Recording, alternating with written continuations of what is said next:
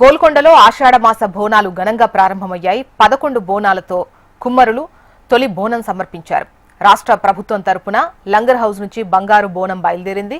అమ్మవారికి పట్టు వస్త్రాలు మంత్రులు పొన్నం, కొండా సురేఖ సమర్పించనున్నారు. ఇక బోనాల వేడుకతో గోల్కొండ పరిసర ప్రాంతాలు భక్తజన సందోహంగా మారాయి. రాష్ట్ర ప్రభుత్వం భక్తుల కోసం విస్తృత భద్రతా ఏర్పాట్లు చేసింది.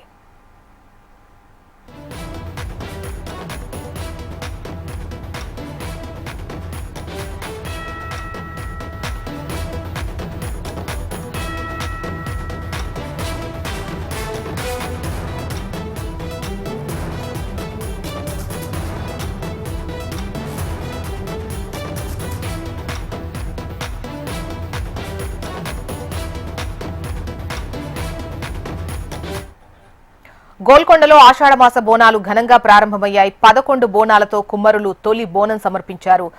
రాష్ట్ర ప్రభుత్వం తరపున లంగర్ హౌస్ నుంచి బంగారు బోనం బయలుదేరింది.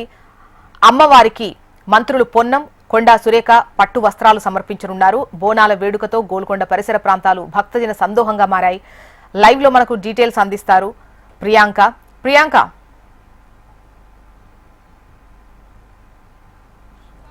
చూసిన గోల్కొండ కోటలో శ్రీ జగదాంబిక అమ్మవారి బోనాల జాతర ఎంతో ఘనంగా కొనసాగుతుంది. ఇప్పటి వరకు కూడా వందల మంది మహిళలు అయితే ఎంతో భక్తి శ్రద్ధలతో ఉదయం నుంచి ఇప్పటి వరకు కూడా బోనాలు అయితే సమర్పిస్తూ వస్తూనే ఉన్నారు. మనం ఇక్కడ విజువల్ లో చూసుకోవచ్చు.